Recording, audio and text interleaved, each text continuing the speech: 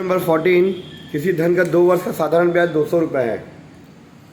उसी दर पर उतनी ही अवधि का उसी ब्याज की दर से चक्रवृद्धि ब्याज 205 रुपये है।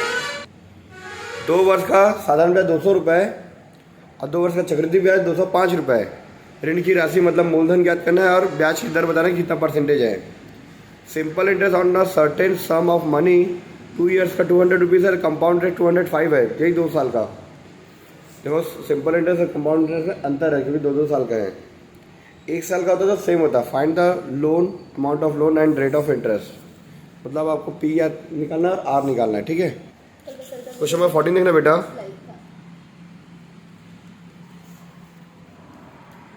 हिंदी में बना रहा हूँ मैं। 2 वर्ष का साधारण ब्याज चक्रवृद्धि ब्याज, 2 वर्ष का चक्रवृद्धि ब्याज 205 रुपये दिया क्वेश्चन में, ठीक है। 2 वर्ष का साधारण ब्याज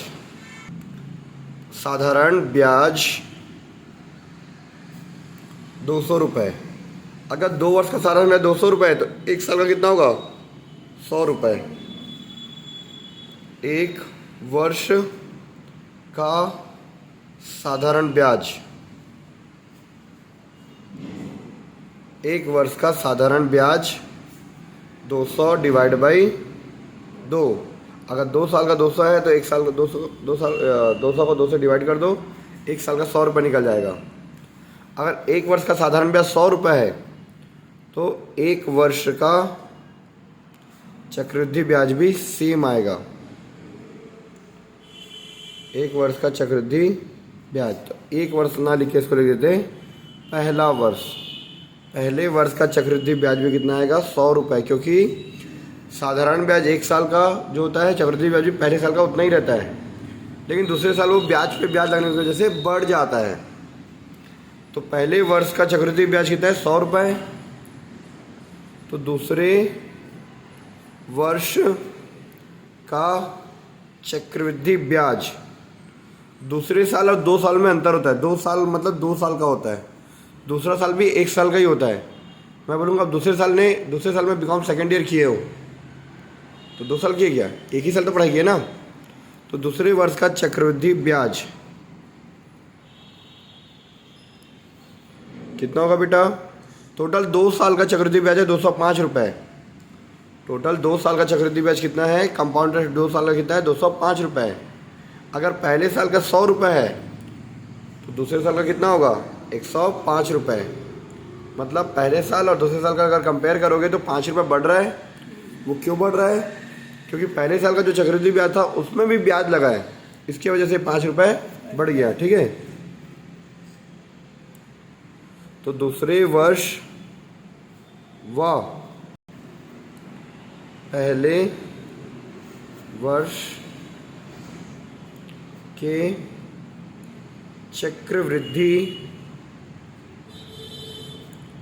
ब्याज का अंतर, दूसरे वर्ष का चक्रवृद्धि ब्याज है 105 रुपये और पहले वर्ष का था 100 रुपये। ये कितना गया? 5 रुपये आया। ये 5 रुपये क्या चीज़ है पता है? ये ब्याज पे ब्याज लगा वो है, ठीक है। ब्याज पे क्या लगा आपको? ब्याज पे ब्याज लगा है, मतलब 100 रुपये पे भी ब्याज लगने की वजह से 5 रुपये एक्स्ट्रा आया है, ठीक है। अतः 100 रुपये पर 1 वर्ष का ब्याज, 1 वर्ष का ब्याज कितना है? 5 रुपये। 100 रुपये पर 1 वर्ष का साधारण ब्याज लिखूँ चाहे चक्रवृद्धि ब्याज लिखूँ, दोनों ब्याज कितना होता है? सेम होता है ना। मैं यहाँ लिख देता हूँ 1 वर्ष का साधारण ब्याज 5 रुपये।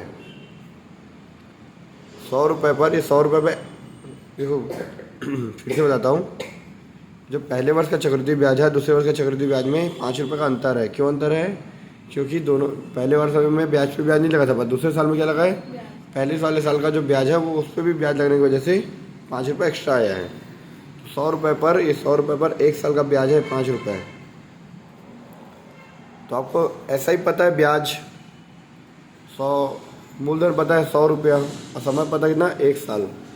तो क्या निकल जाएगा, आर निकल जाएगा।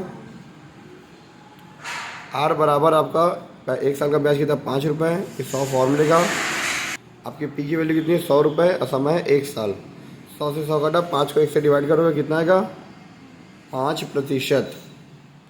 अभी आर का जो मान है मैं कहीं पे भी रखूँ, चाहे मैं साधारण ब्याज वाले में रख दूँ, चाहे मैं चक्रवृद्धि ब्याज वाले में रख दूँ, आंसर मेरा मूलधन आ जाएगा। तो मैं साधारण ब्याज में रख देता हूँ, ठीक है।